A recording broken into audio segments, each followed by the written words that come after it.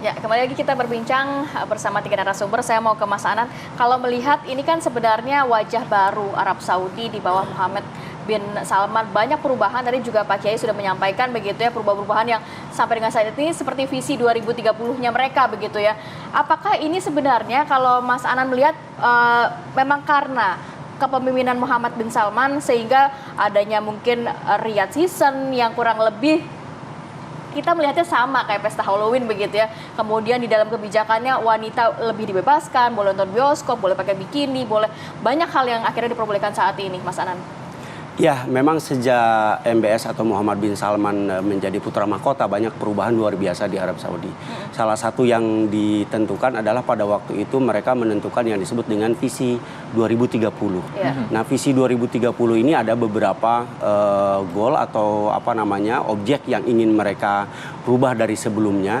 Tapi intinya mereka adalah ingin merubah wajah Arab Saudi yang konservatif menjadi wajah Arab Saudi yang moderat, terbuka, dinamis, baik di bidang sosial, di bidang ekonomi gitu ya. Ada perubahan yang sangat luar biasa, keterbukaan terhadap masalah perempuan, partisipasi perempuan di dalam di dalam bidang pekerjaan juga meningkat lumayan tajam ya. Sebelumnya hanya beberapa sekitar 20%, tapi sekarang sudah di 2022 ini partisipasi perempuan di bidang pekerjaan itu sudah lebih di 80 segmen pekerjaan, bidang pekerjaan, dan meningkat sampai 36% lebih. Di Arab Saudi sekarang setelah ada visi 2030 itu ada yang mereka sebut dengan istilah Al-Hay'ah Al-Amah Litarfih. Artinya semacam General Entertainment Authority atau otoritas khusus atau setingkat kementerian khusus bidang entertainment, khusus bidang hiburan.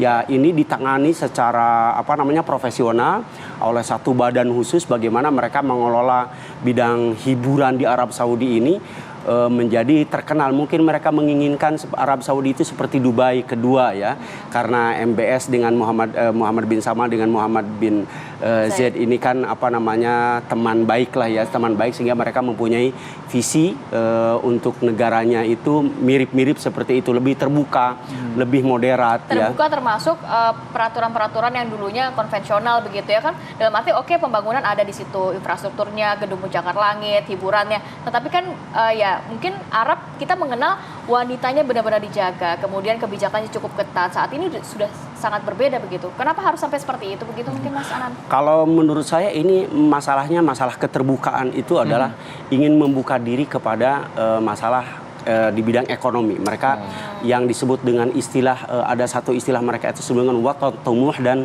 iktisad muzdahir, atau bagaimana ekonomi mereka bisa bangkit lebih maju lagi dan menjadi negara yang ambisius. Waton tumuh itu artinya negara yang sangat ambisius di beberapa bidang gitu ya. Nah, dalam masalah ekonomi kan mereka juga tahu bahwa era minyak ini kan kita tahu akan berakhir gitu ya, lama-kelamaan akan berakhir, sehingga mereka ingin membuka diri di bidang investasi, investor datang, mereka juga bisa berinvestasi di luar dengan tidak ada pandangan negatif dari negara luar.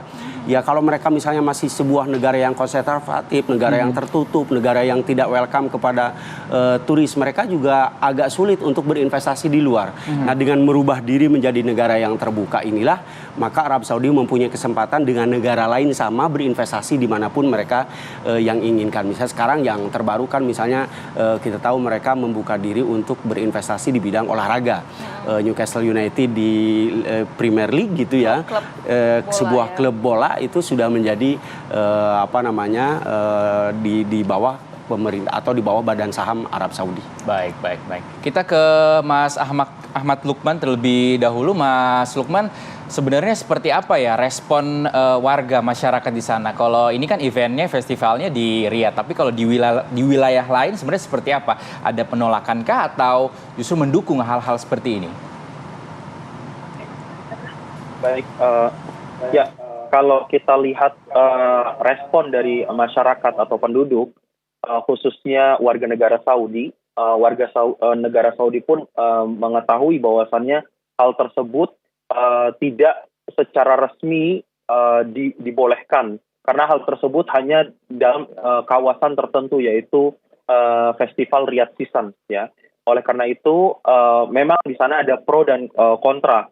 kontra, khususnya apalagi Saudi yang dikenal dengan yang menjaga agama dan lain-lain. Sekarang terjadi tahawulat ijtimaiyah atau transformasi sosial yang membolehkan festival dan lain-lain ya.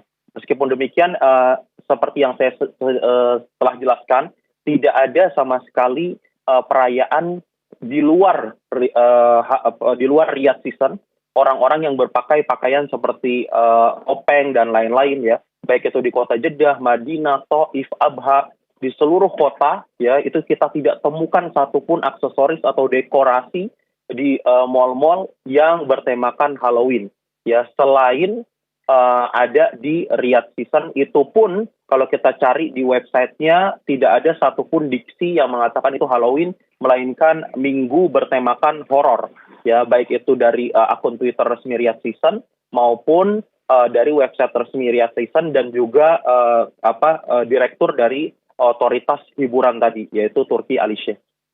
Ya, terima kasih. Baik. Mas Lukman, ini acara-acara seperti ini, acara-acara yang mengadopsi budaya-budaya Barat ya, bisa kita bilang seperti itu, rutin diselenggarakan di sana atau seperti apa, Mas? Ya, sebagaimana yang telah saya sampaikan di awal, bahwasannya di dalam festival ini ada temanya yang berganti-ganti ya. Jadi nanti setelah tema horor, nanti akan ada tema lainnya, anime. Ya, nanti kita akan lihat orang-orang berkostum anime ya. Terus juga nanti ada tema selanjutnya, tema klasik ya, atau pakaian-pakaian tradisional Saudi. Lalu akan berubah lagi, akan ada tema internasional, ada galeri-galeri khusus setiap negara ya, seperti itu. Jadi acara ini memang mengakomodir ya tanawwu, perbedaan, keberagaman dan lain-lain. Adapun acara ini Riyadh Season itu diadakan dari tahun 2019 dan memang durasinya itu 5 bulan. Jadi banyak sekali performance, penampilan, bahkan ada beberapa juga para seniman Indonesia yang diundang untuk mengisi atau menjadi pengisi acara di Riyadh Season maupun di Jeddah Season. Seperti itu, di Jeddah Season durasinya 50 hari. Tujuannya Riyadh Season ini apa, Mas? Mas Lukman, tujuan utama penyelenggaraan Riyadh Season ini apa, Mas? Ya, sebagaimana yang sudah dijelaskan oleh kedua tamu, yaitu Kiai Haji Khalil Nafis dan juga Pak Anan ya, bahwasannya Saudi sekarang juga fokus kepada pembangunan sektor pariwisata ya.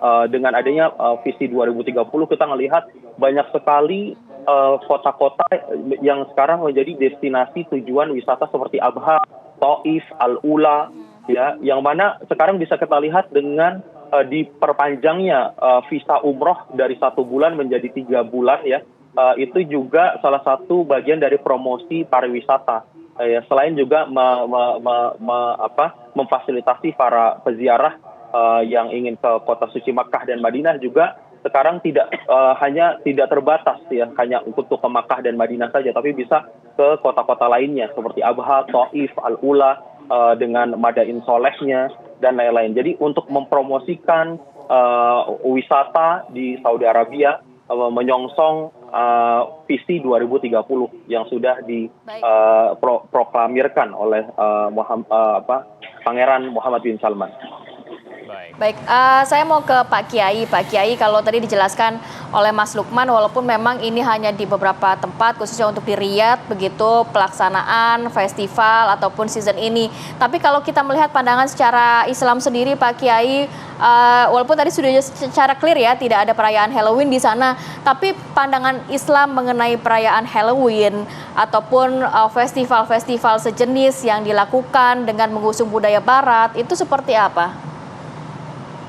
Sama bahwa bagi mereka yang punya kepercayaan tentang Roh Kudus, kemudian keselamatan mereka dalam pertanian, kemudian keyakinan-keyakinan yang memang mereka pagan ya, itu sah-sah saja bagi mereka yang punya keyakinan. Dalam Islam kita tidak boleh mengganggu keyakinan orang lain. Kita memberikan kebebasan orang lain untuk menjalankan ajaran agama. Sebagaimana Nabi ketika memerintahkan di Madinah dengan piagam Madinah itu, Nabi mempersilahkan orang Yahudi keyakinan seperti agama Yahudi dan menjalankan ajaran agamanya, Nasrani juga begitu, orang pagan juga begitu. Tapi tidak boleh antara satu dengan yang lain itu saling menistakan. Itu di dalam Islam. Yang kedua, bagi umat Islam tentu tidak boleh mengikuti perayaan mereka itu meyakini dengan sebuah kebenaran. Gitu. Jadi kalau kita umpamanya membiarkan mereka bertoleransi pada mereka menjadi kewajiban. Jadi umat Islam ya tidak perlu meyakini bahwa itu adalah bagian dari keagamaan yang ditolerir. Tapi kalau itu dipahami sebagai festival di dalam Islam, ini adalah festival umpamanya pakaian. Kita mencorakkan pakaian dengan pakaian tertentu di Islam jadi diperbolehkan. Saya pernah diundang juga pada tahun 2018 itu acara Janadriyah ya, itu pekan budaya di Arab Saudi. Bahkan ketika kemarin Ayyamut Ta'sis juga kita diberikan beberapa pola pakaian yang ada pada tradisi Arab kuno, juga yang modern, dan juga kita juga melihat ada beberapa pakaian-pakaian tradisional dipamerkan. Dalam fakta seperti itu di dalam Islam diperbolehkan, tentu ada batas. Di sana harus tutup aurat, itu ada di dalam Islam. Tapi untuk refleksi terhadap kebudayaan, dimaknai sebagai budaya itu boleh-boleh saja. Tapi kalau dimaknai pakaian sebagai keyakinan, dari persembahan, dari agama tertentu, tentu orang Islam tidak boleh mengikutinya ketika itu disematkan sebagai sebuah keyakinan agama. Oleh karena itu, kalau dalam konteks umpamanya festival di Arab Saudi, seperti di Riyadh, mungkin beda kan Makkah dan Madinah memang dipelihara. Tidak boleh dicampur-campur memang dengan keagamaan yang lain. Itu memang dijaga kesuciannya. Tapi seperti halnya di Riyadh, itu ya sah-sah saja berpandangan Islam. Bagaimana kita mentoleransi kepada agama lain, lalu yang lain juga bisa mengekspresikan suatu agamanya. Kalau di situ tadi adalah festival budaya, kemudian dia mengekspresikan budayanya, saya ngelihat adalah laki-laki, dan yang itu memformulkan adalah laki-laki sebagai budaya di tempat itu, atau sebagai hiburan, ya itu dalam Islam sah-sah saja, tidak dilarang. Sebatas itu adalah ekspresi budaya, ekspresi dari sebuah kesenian. Baik. Saya mau ke Pak Anan. Pak Anan, dengan visi 2030 Arab Saudi, adakah kekhawatiran yang memang diterima oleh negara-negara Barat? Lalu bagaimana dengan negara-negara Islam? Ya, saya kira kita harus melihatnya secara terbalik ya. Kita seolah-olah ingin mengharapkan Arab Saudi tetap menjadi negara konservatif, tidak ada perubahan apa-apa. Kalau menurut saya harus sebaliknya. Kita harus respect terhadap apa yang dilakukan oleh Arab Saudi, lebih terbuka, ya lebih moderat seperti itu, karena mereka juga menginginkan sebuah perubahan ya, sebuah perubahan. Jadi mungkin ada pro dan kontra di beberapa negara Islam ya, di beberapa negara Islam.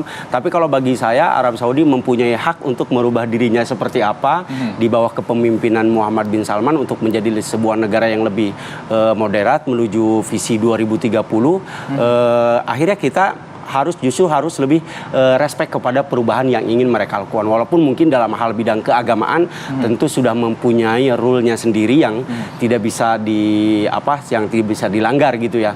Tapi kalau dalam masalah sosial, kemasyarakatan, dalam masalah budaya, dalam masalah ekonomi ya, tetap saja itu merupakan sebuah hak mutlak dari sebuah negara untuk menentukan visi 2030 seperti yang sudah mereka tentukan. Oke, baik, terima kasih banyak Mas Anan, terima kasih banyak juga Pak Kiai dan juga Mas Lukman sudah bergabung bersama kami pada pagi hari ini. Salam sehat selalu, Assalamualaikum. Waalaikumsalam.